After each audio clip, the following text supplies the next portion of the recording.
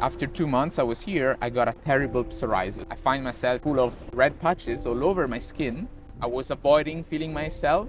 I was not listening to my body, and I think my body had to give me a clear signal and say, Carlos, you cannot escape. Wait a second. Stop and figure out what is going on. Finally, I started doing yoga, and after this time, on an external level, at first, nothing changed, but inside myself, everything has changed. We need to find ways to give permission to ourselves to follow our heart. Deep down, there is everything. And all of these practices are ways to do that. They all lead to freedom, and freedom is following your heart and letting go. I think the biggest entrepreneurs, the biggest artists, the biggest creators are the ones who can follow this love. When we follow love, when we follow our heart, then the masterpiece of our life can take place. While when we are listening to the doubts, to the fears, etc., we are blocking ourselves to that masterpiece. You probably heard the speech at Stanford of Steve Jobs. You get goosebumps because you know that that's the truth. He says, "Your time is limited, so don't waste it living someone else's life. Don't be trapped by dogma, which is living with the results of other people's thinking. Don't let the noise of others' opinions drown out your own inner voice. And most important, have the courage to follow your heart and intuition. They somehow already know what you truly want to become." Alessandro, thanks for being here, for inviting me in this beautiful place next to your house. It's a blessing for me. So this is the first episode. For the people who don't know, I have already pre-recorded the first 4 episodes, but I felt like before starting putting the first episode, I want to do episode 0 to introduce myself, to say who I am. So I just called yesterday my friend Alessandro. He's here, and he's like, Carlos, come and we're gonna kick off your podcast together. So amazing. I'm so happy. Thanks for doing this. Thank you for thinking of me. Also very grateful that we are in this beautiful location. I think it's a great location. And I was telling Carlos when he told me about the podcast that he should have a introductory session, but I never thought it was gonna be me, the person who was going to interview you. Placed that intention and it came back to you. So I think it's amazing. I love it. Glad. Let's but do this. Then let's jump into it. Well, I think for everyone, I mean, I know you well, but tell us a bit about your story, Carlos. Like a bit of your childhood, how you grew up, and why are you here today? Why we're doing this. Yeah, let's do this. So yeah, I'm Carlitos for my friends. Besides all of this, I would say that I am a learner, always trying to learn. That's the thing I love the most. I'm a discoverer, an adventurer, and I'm a life lover. So I love life. I like that you're asking me this question because until probably 1-2 years ago, if you would ask me, tell me about yourself, I would tell you what I was doing. So I'm doing this project, I'm doing this other project. Well, now I'm describing more about who I feel I am, so more about my essence. I mean, we've been knowing each other for several years, and you know that I always describe myself because I identified myself with my career, call it like that. So going from a top of a mountain to the next mountain, somehow I'm doing the same, but in a totally different way. But I like that right now I'm not defining myself based on the mountain that I am, but more on who I am, what I'm learning. That's beautiful. We met, I think it was 2 years ago, 3 years ago. Mm-hmm. And I think you were on that path of hiking quite a big mountain. We met in Berlin and you were getting into the startup scene. But what was before that? And tell us a bit more about how you grew up and what brought you to Berlin in the first place. Yeah, so I was lucky when I was 16 years old. There is this very, very cool entrepreneur in Bologna, the place I grew up in Italy, Marino Golinelli, the founder of a famous pharmaceutical company. And when he was over his 60 years old, he said, you know what, I'm going to take part of what I earned, a few millions, and I'm going to build a philanthropic foundation where students will learn about entrepreneurship. It was fascinating. So I did a summer school about entrepreneurship. It was a game. We were not like being for real entrepreneurs, but I think we were already experiencing and getting to know our entrepreneurial spirit. And yeah, we had to like build our company, pitch it. I mean, we were 16, 17 years old, so it was like really, really a game, but this exposed me to this wonderful world. I fell in love, so I got to know people who were building very, very cool things, and they were extremely passionate about it, and they were like crafting the world somehow through their companies. I'm like, wow, can you really do this? For me, like companies were always an entity you go work for. I never thought there is, which makes a lot of logic, but I never thought before, oh, there is actually some people who work together in order to make this happen. And so after that, I said, okay, I'm gonna be an entrepreneur. I decided that when I was 16 years old. And yeah, out of that, I always worked for startups, cool entrepreneurs, meeting here and there. And after my bachelor, I said, okay, I'm gonna move to Berlin because in Europe is the main startup hub. So you were my first roommate in Berlin. And yeah, I got to know the startup scene, how things work, learned tons, very, very grateful for every step. But I was only focused on doing, defining myself through doing, that I forgot my being part. So, I always tell you this. I think we both have a yin part and a yang part. So the yin is the being, the feeling, and the yang is the doing. And I think I was just in the doing. And what I would say was very, very important, like in this linear path that I was following. What happened is last year I was sent from Germany to Italy to launch a new country for this startup. Probably the best professional experience I've done in my life. Learned tons, built great connection. But there I was just working, or when I was not working and thinking about work, and I forgot about everything else. So I always was interested about meditation. I learned some of it, but I completely forgot about it. Then there was a little voice inside my head who was telling me you should try yoga. I don't know where it came from, but I always had this voice. And so I remember I was in Milan, like looking for some yoga centers next to my house. It's crazy because I knew I map all of them because I'm like, oh, I should go. But then I was like, no, I don't have time. And what happened? So going to the pivot of this path that I was following, after 2 months I was here, I got a terrible psoriasis. So for the people who don't know, psoriasis is an autoimmune disease. Like luckily it wasn't very bad for me, but still I find myself in a couple of days like full of red patches all over my skin from the neck to the toes. Like luckily not in the head. That's okay, really annoying. That's really annoying. Yeah. Super annoying. Like luckily it was not painful, but still I have all these patches. I don't know what it is at the beginning. So I'm going from a doctor to another. Then I went back to Germany trying to find out what I have. Turned out that I had this, and talking with the doctors, they were like, "Oh, you're too stressed." Like, what are you talking about? I'm not stressed. I'm doing perfect. And doctors were like, "No, you're stressed. You don't feel it, so you are somatizing it. You're not relieving your stress, and so yeah, your body is reacting to it." At first, I was very, very, very disappointed. Got very, very sad. Tried different creams to solve this problem, but the best thing to do was to take some lamps at the hospital twice a week to remove this. So I had to do a therapy. Similar to sunbeds, but with certain radiations. Exactly. So medical sunbath, and I had to do it in Bologna, so the place I grew up. So after a couple of years in Berlin, I'm going back to Bologna, and I was like, oh no, back to Bologna. To your hometown. To my to little village out in the countryside out of Bologna. Since I was in the late years of high school, I wanted to go abroad. Be independent. And I loved my life in Berlin and the last months in Milan, like very dynamic, etc. And then everything is slower, you're in the countryside, you live with your parents. So for 3 months I lived with them. And so at first I was very, very, very disappointed. Felt, oh, I'm going back. And yeah, I felt a lot of emptiness because before I was always busy, and then going back there I was somehow empty. But I think this emptiness was an invitation for me to deep dive and get to know more about myself. I was somatizing all this stress. I was avoiding feeling myself. I was not listening to my body, and I think my body had to give me a clear signal and say, Carlos, you cannot escape. Wait a second. Stop and figure out what is going on. Where was this stress coming from? Because you said you were not feeling it, but the doctors were telling you. And yeah.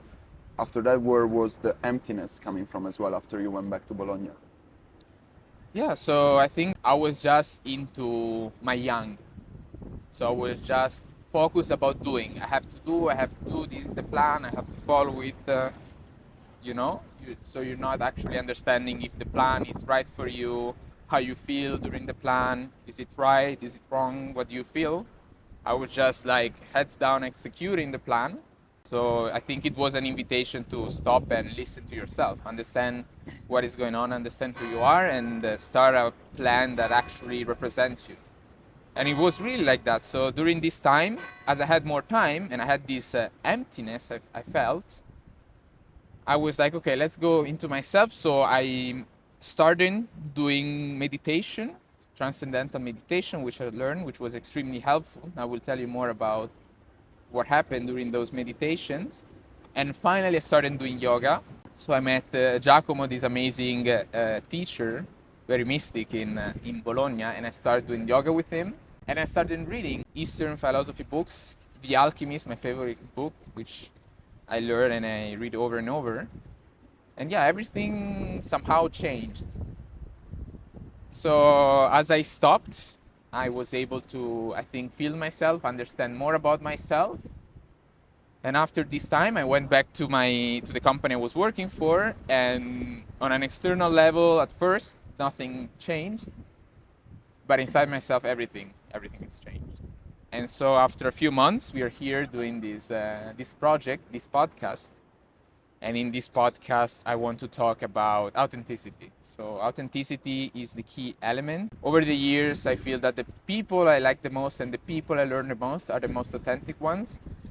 And for me, the people who are authentic are the people who, what they do is truly aligned with their being. And they always change what they do because they always also change who they are, and they always keep these two energies, the yin and the yang, aligned. You will listen. I mean, I already recorded the first 4 episodes, and I will record many more, which I have already planned. And yeah, in every episode, we're going to have a conversation with these wonderful people. And you will understand that each one of these people had a kind of a path, which you can say also successful in most cases. But somehow they were doing this path and they understood that, okay, this is not the right path for me. So because of a strong trauma, or because they were able to understand themselves, or because of random meetings and casualties of life, which probably are not, they understood, okay, this is not my path. So they were able to face the fears, the doubts, the uncertainty in the status quo, and start what we can tell a hero journey in order to find who they are. And now what they're doing probably completely different from what they were doing at first, but they are very, very authentic, and these stories are inspiring me. So as I'm doing this myself, so I'm now changing the route, challenging the status quo, and following this new path. I believe I'm somehow starting a hero journey where I am the hero, and talking to other heroes who did the same can inspire me and can inspire also the other people listening. Heroes. So why not recording all of these and inspire the other people? I told you since day one, I love the concept, I love the idea, I love the goal of inspiring other people to pursue their dreams, their passions. What changed within you that now you feel like you're ready to take on this new path? I mean, you mentioned an important event, the psoriasis. Was there anything else? And more than the moment, what changed afterwards? What beliefs or behaviors did you adjust? That is a great question. So the thing that helped me change and listen to myself were like meditation, yoga, and this book, The Alchemist. Not only, but I would say these are the main 3 pillars. And if you listen to the story, there is this guy, Santiago, who is told that the world works in this way and you should fit in the world. You are X, you are a pastor, so this is what pastors do and that's what you should be doing. And that's it, because this is how the world works. But Santiago has this dream from his heart, and he's told to follow his dream. And by following his dream, even though he had no idea where this would have led him, he became an alchemist and he found the treasure of his life. Of course, it's a book, but I think that, I don't know, I saw myself in the protagonist. I heard a calling from my heart, and now just following this calling, which is finding inspiration by interviewing people who became alchemists, I would say, so that I and the other people can do the same. because I think that in this book, what you learn is I don't want to tell too much because then people can also read it, and probably I should do an episode about The Alchemist, as it was a very important book. But there are often conversations between fear and love, like the relationship about these two emotions, these two states. And yeah, I believe that when we feel fear, if we listen to fear, we're just neglecting ourselves, blocking ourselves from what we truly are. While when we are following love, even though you don't understand where it will lead, if you follow love, like the consequences are gonna be better than any expectation. Even though you don't know, even though you will make mistakes, even though you will find in some places which you will not understand in the present moment, I think in a different perspective in the future they will lead you where you belong, let's say. This is what. So do you think one of the core changes that happened during this period was your perspective on love, or how you put love as a priority in your life? Yes. So I mean, this might sound very, very cheesy, and oh my God, people might say, "Oh, this is a tree hugger. What is a hippie? What is he talking about?" Probably in the past I would do the same, but yeah, I think like love is the meaning of life, and we should pursue love. Not only romantic love, but like love in what you do, love in who you are, love in what you think, love in the relationship that you have, love in everything. And when we can do that, and we can remove all the fear, all the blockages, then we become love. That's the way of life. The deepest sense. Just the deepest of sense. life. Just being love. I couldn't agree more. I feel like love for pretty much everything in your life. We see a lot of entrepreneurs, extremely successful, extremely not. They say they're obsessed with what they do, and I think that obsession comes from love. They really fell in love with what they're doing, with the problem, and they pursue it. I think the biggest entrepreneurs, the biggest artists, the biggest musicians, the biggest creators are the ones who can follow this love. Maybe they call it intuition, maybe they call it inspiration, maybe they call it God, maybe they call it, I don't know, energy, like we can call it in different ways. Of course, words are just a limitation. Let's call it love. I think when we follow love, when we follow our heart, then the masterpiece of our life can take place. While when we are listening to the doubts, to the fears, etc., we are blocking ourselves to those that masterpiece.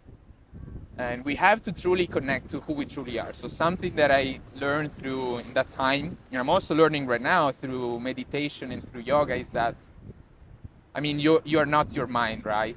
So you're not what you think. You should go beyond your mind. You should like try to, besides the judgment and the comments of the mind, which sometimes you can trust and sometimes you cannot. You can go beyond your mind, and you can always listen to yourself. So this is what the podcast is going to be about.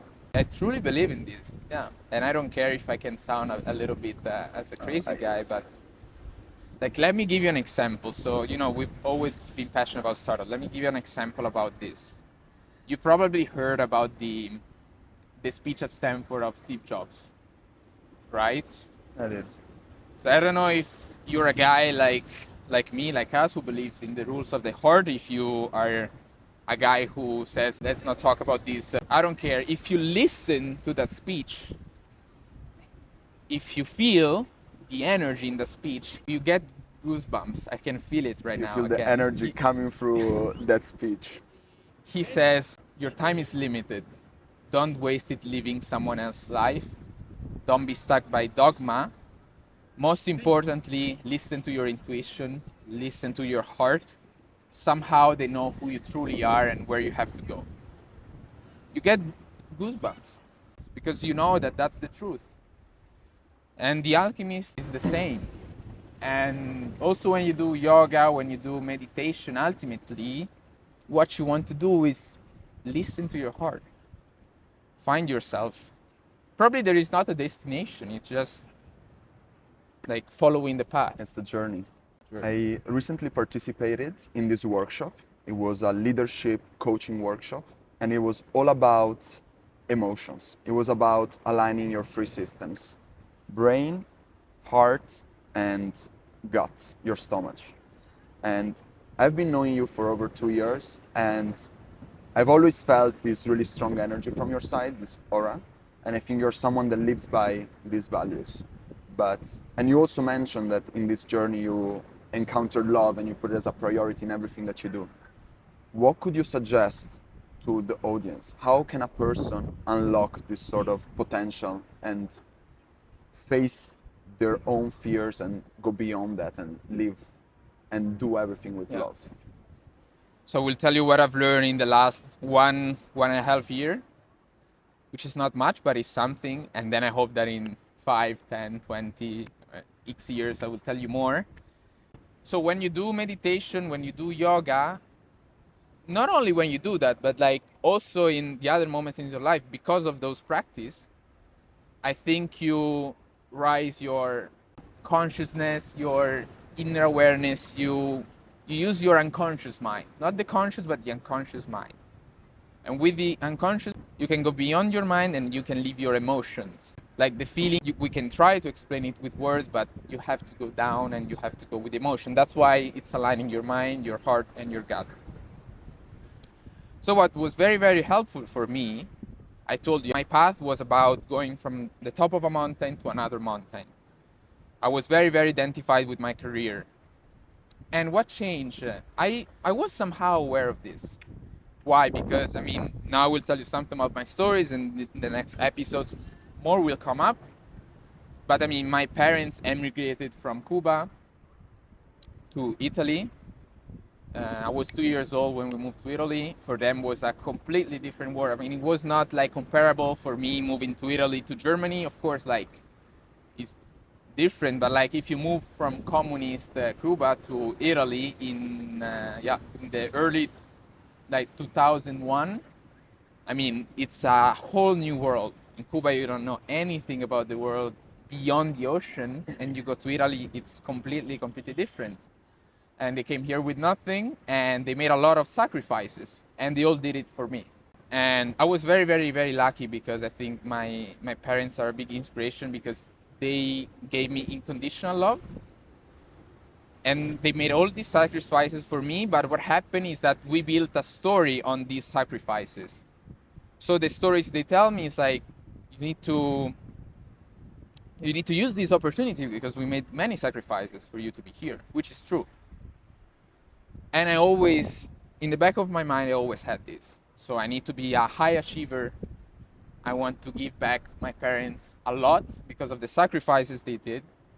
That's why I was always like the golden child, always stand at school, always being great at any work that I was doing, an overachiever because I wanted to like become someone to satisfy my ego, their ego, and give back what they deserve. And what happened during those days is that I don't know. I mean, when you do meditation and when you do yoga, my teacher never told me, sit down and think about your past. It just happened. And so I went back when I was 2, 3, 4 years old, and I remember some episodes from my childhood where I actually see the struggle and the pain in my parents, in my mom. So she was refused in some job interviews. She didn't like some people at first. I don't know. And somehow I'm very connected to my parents, to my mom. I don't know. And I felt this pain, even though they're very loving people. But of course, it wasn't easy at first. And I saw this pain. And what happened is that consciously I was aware about this. But because of the practices I did, I went back when I was 3 years old. Like I literally embodied myself when I was 3 years old, and I felt all of those emotions. And I lived all of those emotions, and then I think I mean, you're not talking, you're just embodying the emotions. So it was shocking, right? It was more than a therapeutic session, I believe. But I was relieved. And I was in Bologna while I was doing this journey, these therapies, and I talked to my parents about this. And so the three of us got very, very emotional, and we talked a lot about those days. And at the end of this conversation, my parents are like, look, we came here for you, it's true, but it was our choice. We made that choice. We made it for us at the end. So this is your life, you make your choices and you go your way, as we did ourselves. And that was very, very liberating. And I tell you, I feel myself very, very lucky because I had a beautiful childhood. They were always loving myself. They always pushed me to do whatever I wanted. They were always supportive. They gave me a lot of self-esteem. But of course, this was in the back of my mind. And going through that, being able to embody what happened, because I was able to meditate and do yoga so that I could go in my consciousness, talking about this with them completely liberated myself. And yeah, the books came at the right time. I was inspired, and so I'm like, yes, I'm following my heart. So I believe that in order to listen to yourself, you need to remove the blockages that you are carrying. And once you remove the weights, then you can continue. You can go. How do you think this thought that you mentioned was in the back of your mind influenced you growing up? Yeah, it influenced me a lot. So as I told you, I was always taking 10s. So in Italy, like marks, when you are in elementary, secondary, and high school, they give you 1 to 10. 10 is the max. I always got 10. Graduated with 100. Was very good at university. Besides university, always did internship at works at startup, and I always was very, very good. So I was lucky that I was always able to choose what I wanted to do. But for me, it was just doing. So I wanted to be a tech entrepreneur. So my idols were Elon Musk, Bezos, blah, blah, blah. They still are somehow. And I don't know, I felt, okay, that's the journey to become a high achiever and to pay back the sacrifices my parents did. I believe I will be a high achiever, but I don't know, I'm not comparing to them. Maybe someone else might say in a few years, oh, he's like them. Or maybe people will say, oh, he's completely different. I don't care. I'm not comparing. I think you should never compare. So I think I will be a high achiever of my own journey. There's no high or low. I want to become myself, and the priority is love, and it's loving myself. I think the biggest inspiration you can give to others is love yourself, and once you love yourself, then you can spread it. Yes, I think this is the journey I'm doing. Now I don't know if it's gonna be just conversation, if it will be other projects. I don't know how this will evolve. I have no clue. Like Santiago in The Alchemist, he had no idea why he had to go to the pyramids, what would have happened. But he knows that is the way. The heart leads the way. And I'm doing the same. So let's see how that goes. That's beautiful. That's beautiful. And you mentioned something like your idols when you were growing up, Jeff Bezos, Mark Zuckerberg, Elon Musk. So it's sort of what society as of today puts up there as, let's say, the role model, right? I guess most of this success is based on money, based on status, and based on, I guess, innovation or making the world a better place. How would you define your compass of success? And how could you look back, let's say in 20, 30, 40 years and say, okay, I've followed my heart, I followed my passion, and what would you define as success? The ultimate success, I believe, is freedom. And if you relax, if you breathe slowly,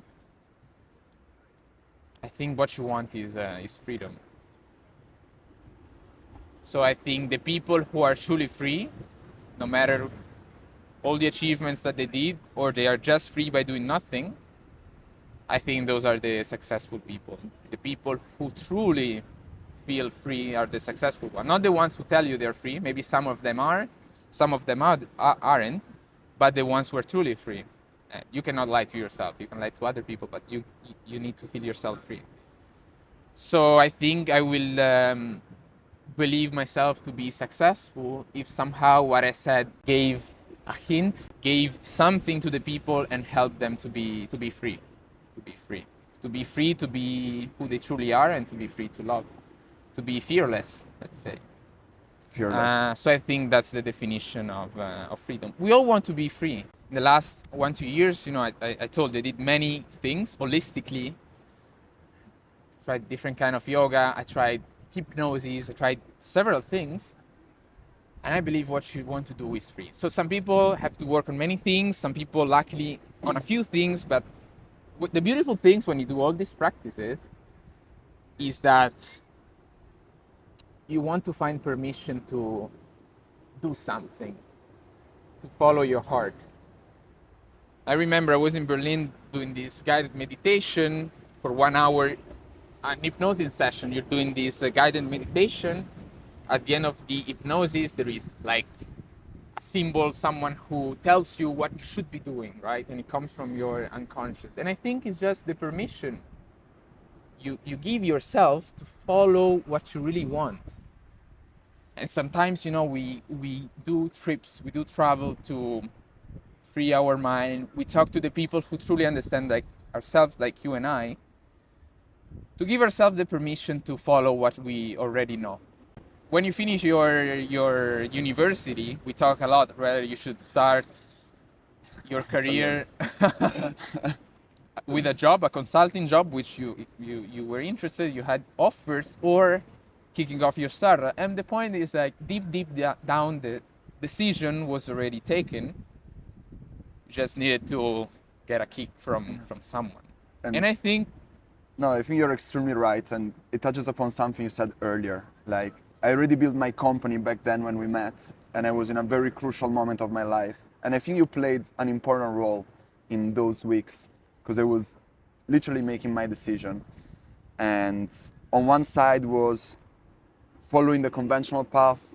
My parents would have been super happy for me to be in consulting, have a stable job, have a good income. But on the other side, there was my burning desire of adventure, of building and opening the second company. And I think also our conversations those nights really helped me to say, okay, what do I truly want? What am I burning for?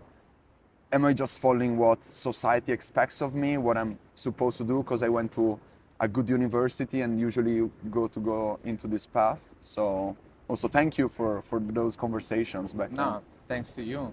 And I think, we all want that, right? Sometimes, this is very common when you do trips. Sometimes you take some time off, you go 1 week, 2 weeks, whatever, somewhere, you're in the ocean, you're in front of a sunset, and somehow you know what you have to do.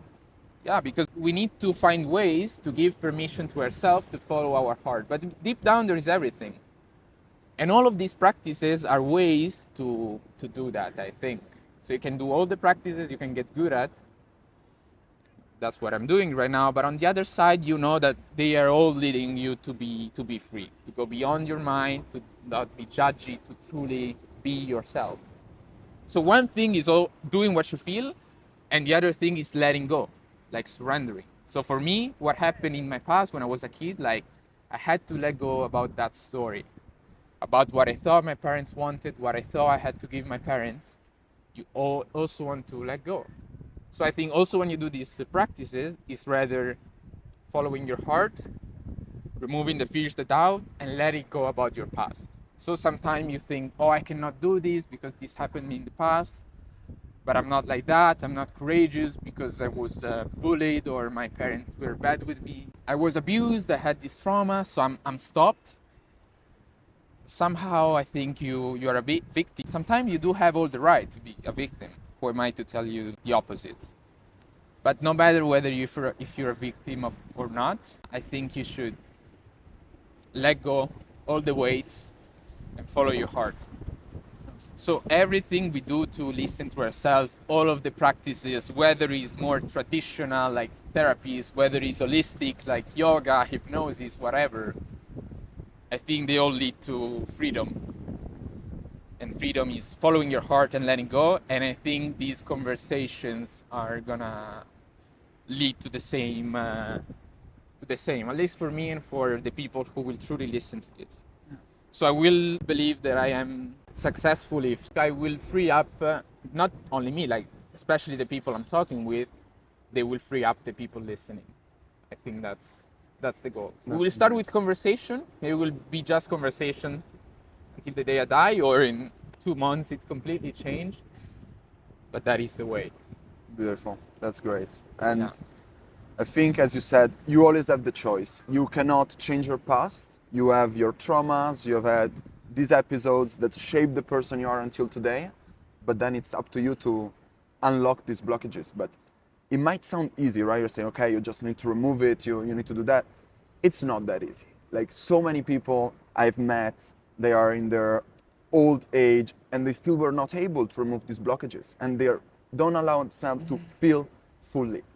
What would Yeah. you recommend to these people, or maybe to someone younger to our age, that wants to pursue this journey, is motivated, is aware, but still, one thing is the mind, you're aware, your knowledge, what's, let's say, shaped you until today, but then another thing is unlocking it. Yeah, I think, I mean, at the end, you're the only people living with yourself, right? So I don't have probably an advice yet, but what I'm trying to do is finding some ways, which for me is meditation mainly, and some yoga, but more meditation, to listen to myself and to don't judge myself. Yeah, don't judge yourself. What do you suggest to someone that maybe is an overachiever, like you are, and felt that pressure? You might have a voice. I guess that from your side was all the sacrifices that your parents did for you. How can you turn that voice down?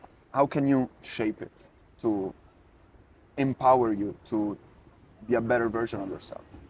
You need to sit down with your. I mean, ultimately, you need to sit down. You need to be with yourself. You cannot escape, and you need to, on your own. You can get help from the surrounding, but you need to, like, on your own, go down and don't be afraid to open the vaso di Pandora. How do you say, the Pandora vase? You don't need to be afraid to open the Pandora vase. Like, the sooner you do it, the better, and the sooner you do it, the life is gonna be the better. Face your fears, face your traumas, unlock them, don't be Yeah. afraid. And love, just love. Yeah, I believe this is the way. And what I say to these overachievers is, like, there's nothing wrong to be an overachiever. I think it's beautiful. If you're an overachiever to some belief which are not your own, imagine what kind of overachiever you will be, manifesting yourself, manifesting who you are. And I think that's the beauty of the world. As we said, the people you like the most, the people you get the most inspiration, I think, are the ones who face this, who are able to do this. Yeah, I mean, I can give you many examples, but I don't know, like the founder of Patagonia. The founder of Patagonia built a crazy company, like Yvon Chouinard, my favorite entrepreneur. And if you listen to his interviews, he's a reluctant businessman, he says himself, because he's like, I don't want to do business. I don't care about business. What I want to do in my life is climbing. That's who I am. I need to climb. And what he did, like the climbing clothes, the climbing gears he was using wasn't the best. So he's like, I'm gonna do it myself. He started doing it from himself, for others, and that's how Patagonia started. That's an incredible story. Robert Greene, who is a famous writer, he's the writer of 48 Laws of Power, Mastery. He did incredible books. He had a very depressing life. Tough life. From a judging perspective, so from your mind, it wasn't a depressing life, but he was like working in bars, doing very easy jobs because he wanted to be a writer, but he followed his heart and he became a writer. Steve Jobs, I mean, we talk about Steve Jobs, you admire what he did, and he started very early on, but if you see himself at 20 years old, he says he was like sleeping. He like quit college, he didn't know what to do, he was sleeping in other people's apartments on the floor. But then he followed his heart and the dots connected. Then of course, like, the people who don't believe in these things would say, hey, but one people becomes great and 10 people become a failure. I don't believe it. I think the 10 people you say became a failure is because somehow, because of some obstacle in the way, they choose the path of fear and they did not pursue the path of love. If you do pursue the path of love, you will find your way. Then it doesn't mean that love is what you expect, because the expectation is from the mind. So maybe you start your, let's give an example, entrepreneurial journey. Your expectation of becoming great is becoming a founder of a tech startup. That maybe on the way, because of some failures, which are not failure, you are something else and you do something else. But the way you're going is the way of your mastery. That represents who you are, is the way where you can truly be loved. So remove the expectation of the symbol you will be, follow your heart, and if you do what you will achieve, I believe it, and let's see. So if you follow me, you will see how my life evolves. If you follow your heart and you remove all the expectation, what you will become will be better than any expectation. This is what I believe. Amazing. Carlos, I think you have a superpower. You have the superpower of listening. You have the superpower of making people open up Yeah. and get their true soul out of them. So since the first day you told me about the podcast, I was supporting this. So what's a message you have for the audience? What can they expect going forward in the next 4 episodes and the ones beyond? What are the expectations, and also what do you hope to leave them with? So we will talk with different people who were able to follow this hero journey. Some of them you will say are more forward, some of them are at the beginning of the path, but I think like every story can be an inspiration to yourself. So if you feel you need to listen to yourself, if you feel you want to learn more about yourself, if you want to be fearless, if you want to be free, so if you want to learn how to live free, listening to your heart and letting go to all the blockages, to all the fears, to all your past behind, then listen to the podcast, because we will talk with founders, with spiritual guide, with podcasters, with artists, with music producers, many people, and I think that we will talk with the people that I consider free, that I consider authentic, so that also the other people can do the same. Amazing. And what do you expect from yourself? What kind of journey do you expect during this podcast? This is a beautiful question. I don't know. We will see. Ultimately, to learn about myself and to try to fulfill this mission to free people, help people get to know themselves and free themselves. But let's see. So I don't want to have expectation. Yeah, I really don't know. I really don't know what is going to happen, but I think on one side I can feel the fear. Oh, I don't know what I'm going to be. That's somehow weird, okay. right? What am I going to be? What I'm going to do in 6 months? But on the other side, I think I'm very excited. So what I want to say to the people listening, so thanks for that question, because now something came in my mind, is like, I feel on the way, I don't feel lost. So some people, sometimes they get bored, they don't like what they're doing, they feel it's wrong, they quit, they change, they feel lost, that's what they say, and they're judgy with themselves. I think that actually that's a positive sign, because you are starting the path to becoming your authentic self. This is a bold statement, but maybe that's something very positive that can happen to you. That's really beautiful. I think we can close it on that great sentence. And I'm super And grateful for this location. Yeah, I love it. Golden Alessandro. hour. Number one. I'm really looking forward.